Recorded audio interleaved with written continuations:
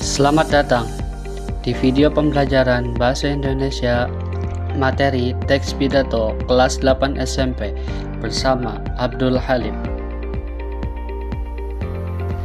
Yang pertama yaitu capaian pembelajaran fase D materi teks pidato. 1. Peserta didik mampu memahami, menganalisis, dan mengevaluasi informasi dari teks audio atau visual seperti monolog, dialog, gelar bicara, serta topik aktual. 2. Peserta didik mampu memahami makna tersurat dan tersirat, menilai informasi, serta menyampaikan pendapat dari teks visual dan audio visual. 3. Peserta didik mampu menyampaikan gagasan secara lisan dengan logis, santun, dan kreatif, serta berdiskusi dan mempresentasikan topik aktual. 4. Peserta didik mampu menulis gagasan secara logis dan kreatif, termasuk laporan sederhana, pendapat, dan karya sastra dengan bahasa yang baik. Selanjutnya ada tujuan pembelajaran kali ini, yaitu 1. Memahami teks pidato melalui beragam contoh. 2. Menganalisis ciri dan jenis teks pidato. 3. Menelaah struktur dan aspek kebahasaan teks pidato. 4. Menulis teks pidato berdasarkan langkah yang sistematis. 5. Menyampaikan pidato dengan berbagai metode. Kita lanjut ke materi. Definisi pidato. Apa sih pidato itu? Pidato adalah penyampaian gagasan atau pendapat secara lisan di depan umum dengan bahasa yang sopan dan jelas. Teks pidato ini berisi isi atau pesan yang akan disampaikan kepada pendengar. Selanjutnya yaitu ciri-ciri teks pidato. Pertama, teks pidato itu berisi fakta dan tidak menyampaikan pesan yang hoaks. 2. Materi teks pidato harus objektif, bukan opini pribadi. 3. Isi materi pada pidato harus mudah dimengerti oleh pendengar. 4. Teks pidato itu berisi pengetahuan yang menarik perhatian dan aktual. 5. Teks pidato diakhiri dengan kesimpulan. Selanjutnya yaitu jenis-jenis teks pidato. 1. Pidato informatif. Apa sih pidato informatif itu? Pidato informatif adalah pidato yang bertujuan menyampaikan informasi penting kepada pendengar secara jelas dan rinci agar mudah dipahami. Dalam penyampaiannya, pembicara perlu memastikan pendengar fokus dan memahami isi informasi. Pidato informatif biasanya menggunakan teknik naratif, yaitu melalui contoh tokoh atau peristiwa, dan teknik eksposisi, yaitu melalui analogi atau perumpamaan agar informasi lebih mudah dipahami. Selanjutnya yaitu yang kedua, pidato deskriptif. Apa sih pidato deskriptif itu? Pidato deskriptif adalah pidato yang bertujuan memberikan gambaran jelas tentang suatu keadaan atau kondisi kepada pendengar. Dalam pidato ini, pembicara menjelaskan suatu situasi secara rinci dan nyata. Misalnya yaitu kondisi masyarakat ekonomi lemah dilihat dari penghasilan, biaya hidup, tempat tinggal, dan pekerjaan, sehingga pendengar dapat memahami keadaan tersebut dengan baik serta menumbuhkan rasa empati kepada khalayak ramai. Selanjutnya yaitu yang ketiga, pidato persuasif. Pidato persuasif adalah pidato yang bertujuan mengajak atau membujuk pendengar untuk melakukan suatu tindakan tertentu. Dalam pidato ini, pembicara tidak hanya menyampaikan informasi, akan tetapi mendorong pendengar untuk ikut berpartisipasi. Misalnya yaitu mengajak masyarakat lebih bijak dalam mengelola sampah, karena masalah sampah itu merupakan tanggung jawab kita bersama yang membutuhkan dukungan semua pihak. Selanjutnya jenis yang keempat yaitu pidato argumentatif. Pidato argumentatif adalah pidato yang bertujuan meyakinkan pendengar agar menerima dan mendukung ide, gagasan, atau pendapat pembicara. Dalam pidato ini, pembicara menyampaikan alasan-alasan logis dan bukti yang kuat. Misalnya, yaitu menjelaskan bahwa suatu kebijakan pemerintah dianggap benar dan pro rakyat, sehingga pendengar diharapkan memiliki pendapat yang sama atau menyetujui gagasan tersebut. Jenis pidato yang kelima yaitu pidato rekreatif. Pidato rekreatif adalah pidato yang bertujuan menghibur pendengar dengan suasana santai dan menyenangkan. Pidato ini biasanya disampaikan dalam acara kekeluargaan, perjamuan, pesta, atau perayaan sehingga dapat menciptakan suasana akrab dan penuh keceriaan. Oke, selanjutnya yaitu struktur teks pidato. Yang pertama yaitu pembukaan. Apa sih pembukaan itu? Pembukaan merupakan bagian awal pidato yang bertujuan menarik perhatian pendengar dan mempersiapkan mereka untuk memahami isi pidato. Bagian ini biasanya berisi salam pembuka, ucapan penghormatan kepada hadirin, ucapan syukur, serta pengantar topik yang akan disampaikan agar pendengar mengetahui arah bahasa pidato yang disampaikannya. Struktur yang kedua yaitu isi. Isi pidato merupakan bagian berisi penyampaian gagasan, informasi, pendapat, atau argumen secara jelas dan terstruktur sesuai dengan topik yang dibahas. Pada bagian ini, pembicara menjelaskan materi secara rinci disertai contoh, data, atau alasan yang mendukung agar pendengar dapat memahami pesan yang disampaikan dengan baik.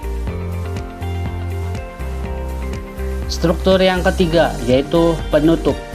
Penutup pidato merupakan bagian akhir pidato yang berisi kesimpulan dari isi pidato, ajakan atau harapan kepada pendengar, serta salam penutup. Bagian ini bertujuan mempertegas kembali pesan yang telah disampaikan agar mudah diingat oleh pendengar yang mendengarkan pidato kita. Oke, selanjutnya kita masuk ke dalam aspek kebahasaan teks pidato. Nah, dalam berpidato, perhatikan aspek-aspek berikut. Yang pertama yaitu pelafalan atau artikulasi. Nah, dalam pengucapan pidato kita itu harus jelas sesuai bunyi yang benar. Contohnya sekolah, yaitu sekolah ya, sekolah, sekolah. Kedua, intonasi. Intonasi adalah naik turunnya nada suara agar makna itu mudah dipahami oleh pembicara. Selanjutnya yang ketiga yaitu lafal yang jelas, mengucapkan kata secara jelas dan tidak samar. Keempat yaitu penggunaan kata baku, jadi menggunakan kata sesuai kaidah kebahasaan bahasa Indonesia atau KBBI dan EYD 5. Contoh, semangka itu tidak boleh ya, harus semangka. Kemudian yang kelima, kelancaran berbicara. Berbicara dengan lancar dan tidak terputus-putus saat kita berpidato di depan khalayak ramai. Oke, setelah memahami materi teks pidato, kita selanjutnya akan melihat beberapa contoh kesalahan pelafalan yang ditemukan berdasarkan hasil penelitian pada video di kanal YouTube Fadil Mahmud.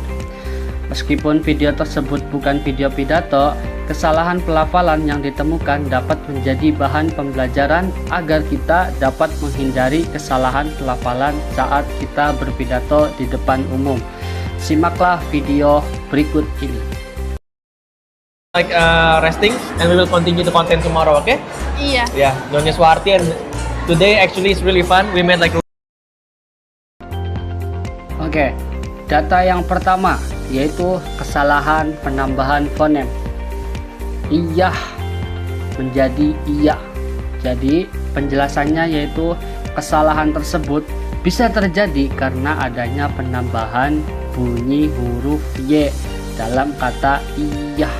Bentuk yang benar sesuai kaidah bahasa Indonesia adalah iya tanpa H. Pertanyaan ke-8 guys. Kalau lagi berantem, siapa yang mengalah duluan. Oke. Oke, selanjutnya data kedua, kesalahan penambahan fonem. Siapalah siapa. Nah, jadi siapalah itu menjadi siapa. Penjelasannya, kesalahan tersebut itu terjadi karena adanya penambahan bunyi la di akhir kata siapalah. Bentuk yang baku atau bentuk yang benar adalah siapa tanpa la ya. This one.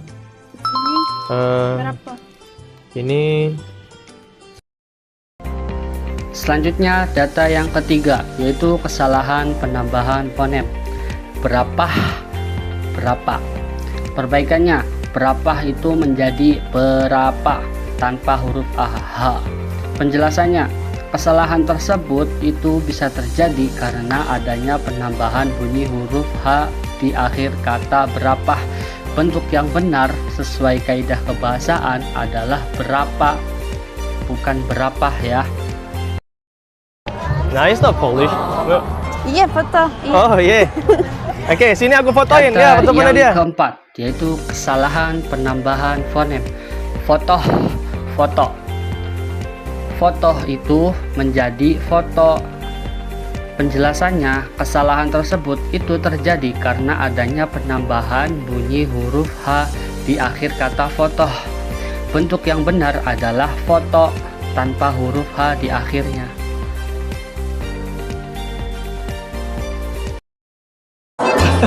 Udah makan. Udah habis. Ya. Udah habis. That guy. Data yang kelima, yaitu kesalahan penghilangan fonem. Sudah. Perbaikannya, udah menjadi sudah. Penjelasannya, kesalahan tersebut itu terjadi karena adanya penghilangan bunyi huruf S di awal kata udah. Bentuk yang benar sesuai kaidah adalah sudah. Jadi ada huruf S di depannya. Sayangnya Uh-huh. sekolah, sayangnya toko. Ya, itu yang Oke, selanjutnya yaitu data ke-6, kesalahan penghilangan fonem. Sekolah. Perbaikannya, sekolah itu menjadi sekolah. Penjelasannya, kesalahan tersebut itu terjadi karena adanya penghilangan bunyi huruf H di akhir kata sekolah. Bentuk yang benar sesuai kaidah atau bentuk yang baku adalah sekolah, ada huruf H di akhirnya ya. Let's sing. Вы будете sing? Statue. Setelan cuek baru Маню. Aduh adik abang ini bau juga bang. No, gue в rumah. Hah? Gue в rumah. Oh, kalau memang cocok bisa. Kalau memang cucu bisa datang ke rumah. Statue. Selanjutnya yaitu data ke-7, kesalahan perubahan fonem. Cucuk menjadi cocok. Perbaikannya, cucuk itu menjadi cocok ya. Nah, penjelasannya, kesalahan tersebut itu terjadi karena adanya perubahan bunyi vokal huruf U menjadi huruf O, sehingga pelafalannya itu tidak sesuai dengan bentuk baku. Bentuk yang benar adalah cocok. Question number 6. 6 ya. 6. 6. Selanjutnya yaitu data yang ke-8, kesalahan perubahan fonem. 6. Perbaikannya, 6 itu menjadi 6. Kesalahannya, jadi penjelasannya yaitu kesalahan tersebut itu terjadi karena adanya perubahan bunyi vokal, bunyi huruf vokal huruf E menjadi huruf A pada kata 6. Bentuk yang benar adalah 6. Ramai banget. Ramai sekali, ramai. Padat.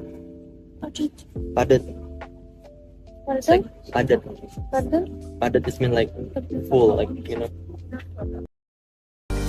Data yang terakhir yaitu data yang ke-9, yaitu kesalahan perubahan fonem. Padat. Perbaikannya, padut itu menjadi padat. Penjelasannya, kesalahan tersebut itu terjadi karena adanya perubahan bunyi huruf vokal U menjadi A pada kata padut. Bentuk yang benar sesuai kaidah adalah padat, bukan padut. Oke, jadi simpulan dari materi kali ini adalah pidato merupakan kegiatan menyampaikan gagasan secara lisan di depan umum dengan bahasa yang jelas dan sopan. Teks pidato itu memiliki struktur pembukaan, isi, dan penutup, serta terdiri dari beberapa jenis seperti pidato informatif, deskriptif, persuasif, argumentatif, dan rekreatif. Dalam kegiatan berpidato, penggunaan pelafalan yang tepat sangat penting agar pesan dapat dipahami dengan baik.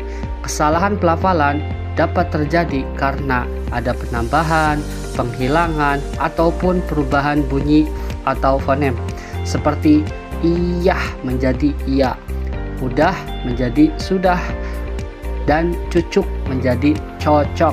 Oleh karena itu, kita perlu membiasakan menggunakan bahasa Indonesia yang baik dan benar dalam berpidato. Oke, cukup sekian dari saya, semoga ilmunya bermanfaat.